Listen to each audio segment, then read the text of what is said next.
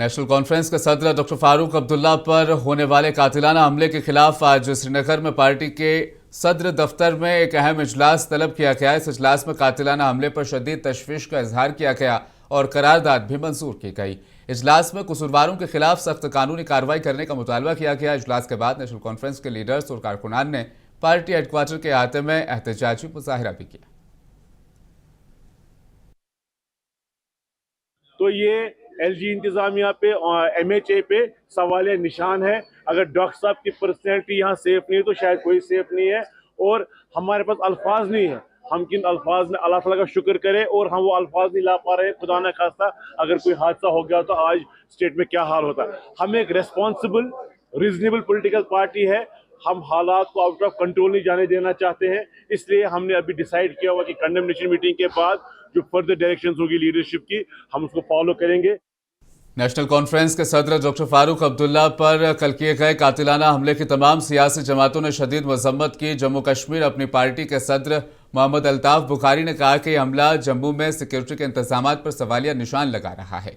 तो वहीं CPIM के सीनियर लीडर और MLA कुलगाम मोहम्मद यूसुफ तारिगामी ने इस हमले की आला सतही तहकीकात का मुतालबा किया। नेशनल कॉन्फ्रेंस के तर्जुमान तनवीर सादिक ने हमले की मजम्मत करते हुए हमलावरों को दहशतगर्द करार दिया।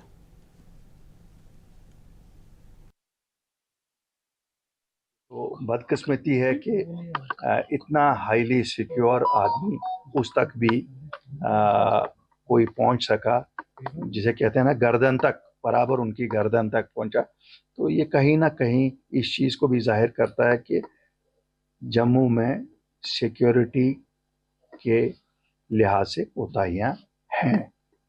ठीक है, डॉक्टर साहब Z+ कैटेगरी NSG कवर वाले हैं, उनकी अपनी सिक्योरिटी साथ थी। लेकिन मेरा सवाल है, AST जो उस जगह की होनी चाहिए थी, जो लोकल पुलिस को वहाँ फ्रिस्किंग करनी थी, लोकल सिक्योरिटी को करनी थी, अगर हुई तो ये कैसे पहुँचा? इंक्वायरी का विषय ये भी होना चाहिए। बहुत ही दुख की बात है और मेरे ख्याल में ये शॉकिंग है फॉर ऑल ऑफ अस। कल शाम को जब ये खबर आई इस हमले की, अटेम्प्ट की, असैसिनेशन की, बहुत ज़्यादा दुख हुआ। ऐसा क्यों हुआ? जिसने भी किया उसके महरिकात क्या थे, उसका बैकग्राउंड क्या है, पता चलना चाहिए। हमारा मुतालबा है कि पूरी तहकीकात हो। अब जहां पुलिस अपनी इन्वेस्टिगेशन कर रही है और करनी चाहिए, लेकिन ये जो शख्स है ये अंदर कैसे घुसा? एक वेडिंग में प्रोटेक्शन क्यों नहीं थी? क्या ये सिक्योरिटी लैप्स है? क्या ये कोई ऐसी चीज़ है? उसमें हमें बहुत देखना पड़ेगा। लेकिन बहुत अफसोस है और ये हम उसको बड़ी शब्दों में कंडेम करते हैं। हमारे लिए वो ऐसा आदमी एक टेररिस्ट है जो टेरराइज कर रहा है। और फारूक अब्दुल्ला साहब जैसे इतने सीनियर पॉलिटिशियन जो इस न सिर्फ इस रियासत के बल्कि इस मुल्क के बहुत। डॉक्टर फारूक अब्दुल्ला पर मुबैना हमले के खिलाफ आज शोपियां में एहतजाजी मुजाहिरा किया गया। एहतजाज की क़यादत MLA ज़ीनापुरा शौकत हुसैन गनाई ने की, जिन्होंने हमले के सख्त अल्फाज में मजम्मत करते हुए मुलविस अफराद के खिलाफ सख्त कार्रवाई का मुतालबा किया। इस मौके पर MLA ने कहा कि गुज़श्ता रोज़ पेश आने वाला वाक़या एक मुनज़्ज़म साजिश भी हो सकता है। उन्होंने बताया कि वाक़े के वक्त नायब वज़ीर आला और वज़ीर आला के मशीर समेत कई सीनियर रहनुमा भी मौजूद थे, जो खुशकिस्मती से महफूज रहे। जबकि फारूक अब्दुल्ला साहब Z+ सिक्योरिटी के तहत जो उनकी कैटेगरी है और Z+ कैटेगरी के होने के बावजूद भी वहाँ जो कंसर्न पुलिस है वहाँ कोई अमला नहीं थी। और ये एक चूक है और एक सिक्योरिटी लैप्स है। ये अल्लाह ताला का ही फजल है कि डॉक्टर फारूक अब्दुल्ला साहब बचे। वो हमलावर है वो गिरफ्तार किया गया है और पुलिस उसकी तहकीकात कर रही है कि जब तक सच्चाई सामने आएगी तब तक कबल वक्त कुछ कहना गलत होगा। अभी देखते हैं कि कौन सा एंगल है। जहाँ तक हमने भी उसका वीडियो देखा, वो कह रहे हैं कि हमने 20 साल से तैयारी की है कि उसको मारने की। देखते हैं कि क्या वो खुद ही सिर्फ एक ही आदमी है या उसके पीछे और कौन लोग हैं। तो पुलिस तहकीकात करे। तो हम यही डिमांड भी करते हैं और हमारा यही जो इस प्रोटेस्ट का मकसद भी यही है। नेशनल कॉन्फ्रेंस के सदर और साबिक वज़ीर आला फारूक अब्दुल्ला पर मुबैना कातिलाना हमले पर रद्दअमल जाहिर करते हुए MLA पहलगाम अल्ताफ अहमद कल्लू ने सख्त अल्फाज में मजम्मत की और इस वाक़े की मुकम्मल जांच का मुतालबा किया। अपने एक बयान में अल्ताफ कल्लू ने कहा कि सियासी लीडरों पर इस तरह के हमले जमहूरी इक़्तिदार के मुनाफी हैं और इससे मुआशरे में बेचैनी पैदा होती है।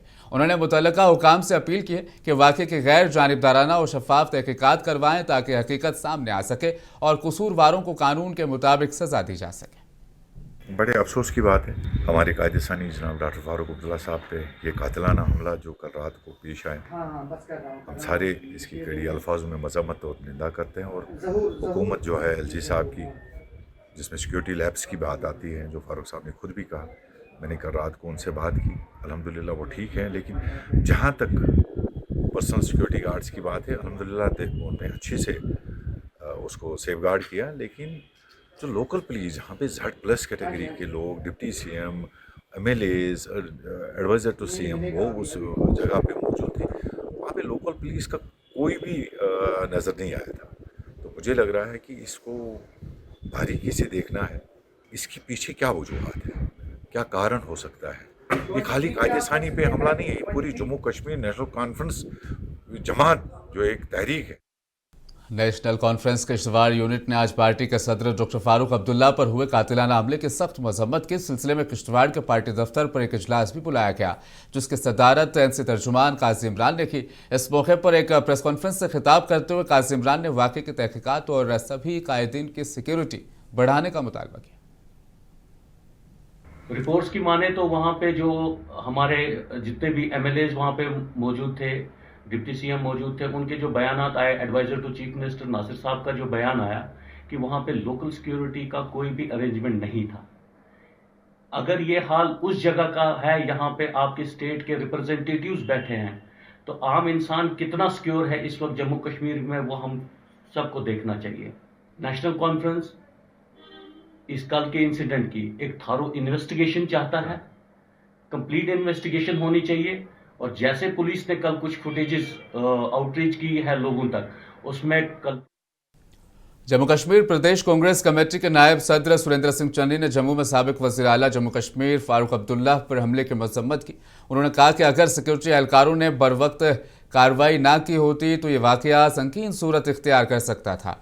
उन्होंने कहा इस तरह के वाक़यात नहीं होने चाहिए क्योंकि सियासी रहनुमा अमूमन अवाम के दरमियान रहते हैं।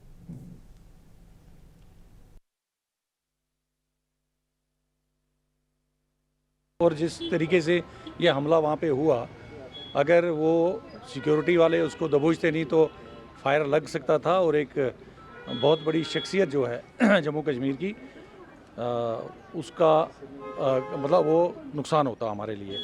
तो मैं ये कहूँगा कि जो पुलिस अपनी कार्रवाई कर रही है, उस बंदे ने खुद भी ये इकबाल जुर्म किया कि मैं इसको पिछले 20 साल से वाच कर रहा था कि मैंने इसको मारना था।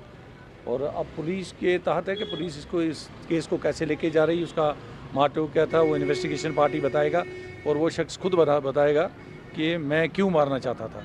तो इन्वेस्टिगेशन पार्ट है, वो पुलिस देखेगी। देखिए, दो चीज़ें हैं, फारूक साहब Z+ सिक्योरिटी में हैं और फारूक साहब SSG प्रोडक्टी हैं, उनके पास NSG कमांडो भी हैं, उनके लड़के साथ थे। और अगर वो उनके अपने जो मुहाफ़िज़ थे, अगर उनके साथ नहीं होते वो उसको नहीं दबोच। जम्मू कश्मीर के ज़िला रामबन में ज़िला पुलिस रामबन ने 2 मार्च को पेश आए एक ज़ैरुल तवा दोशीज़ा कत्ल केस को हल करने का दावा किया है। ज़िला पुलिस सरबराह SSP रामबन अरुण गुप्ता ने मीडिया को तफसीलात फराहम करते हुए बताया कि तकरीबन 5 दिनों से मफरूर मुलजिम को रामबन पुलिस की एक खुसूसी टीम ने रामाचंद्रपुरम तेलंगाना से गिरफ्तार कर लिया है। पुलिस ने कत्ल में इस्तेमाल होने वाला तेजधार चाकू भी बरामद कर लिया है। मुलजिम की शिनाख्त मोहम्मद अशरफ साकिन साल तहसील महूर जिला रियासी के तौर पर हुई है।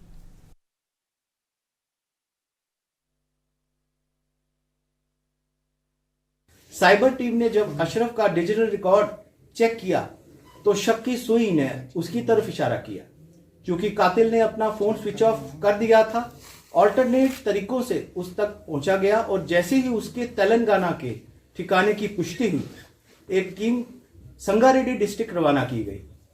टीम ने संगारेड्डी पहुंचकर वहां ACP रामाचंद्रपुरम और तेलंगाना पुलिस के सपोर्ट और असिस्टेंट से मोहम्मद अशरफ को 7 मार्च को गिरफ्तार कर लिया। आधी रात को जुडिशियल मैजिस्ट्रेट से ट्रांजिट रिमांड लेने के बाद अगले दिन यानी कि 8 मार्च को हवाई सफर से जो है मुजरिम को जम्मू और फिर गूल लाया गया। एक्यूज की सस्टेन इंटेरोगेशन के बाद उसने जुर्म करने की पुष्टि की। गवर्नमेंट मेडिकल कॉलेज राजौरी के नॉन गजेटेड मुलाजमीन ने मेडिकल एम्प्लॉयज़ फेडरेशन के बैनर तले आज अपने मुतालिबात के हवाले से काम मुअत्तल करके एहतजाज किया। एहतजाजी मुलाजमीन ने 2.5 दिनों की तनख्वाह अदा करने और मुनासिब सर्विस रूल्स का फ्रेमवर्क शामिल है। इस हड़ताल की वजह से ओपीडी सर्विसेज मुअत्तल रही और सर्विस रिक्रूटमेंट रूल्स जल्द से जल्द फ्रेम किए जाएं और 2.5 डे सैलरी जो है बहाल की जाए। हम नहीं चाहते हैं कि हमारी वजह से पब्लिक सर्विस जो है वो सफ़र करे। तो ये लोग भी हमारे हैं, लेकिन आज मजबूरन हमें स्ट्राइक जो है कंटिन्यू करनी पड़ी और कोशिश यही है, दुआ अल्लाह से, कि हमारी स्ट्राइक जो है रंग लाए। कि जो हमारी 2.5 दिन की सैलरी है वो रिलीज़ नहीं हुई है, तो हमारी यही रिक्वेस्ट है हायर अप से कि हमारी सैलरी जो 2.5 दिन की रिलीज़ होनी चाहिए। और सेकंड हमारा ये है कि जो हमारे सर्विस रिक्रूटमेंट रूल्स हैं, जो हमारे 5 न्यू मेडिकल कॉलेजेस बने हैं 2020 में, उनकी अभी तक हमारी प्रमोशंस ड्यू हैं, वो अभी तक हमारी प्रमोशंस भी नहीं है।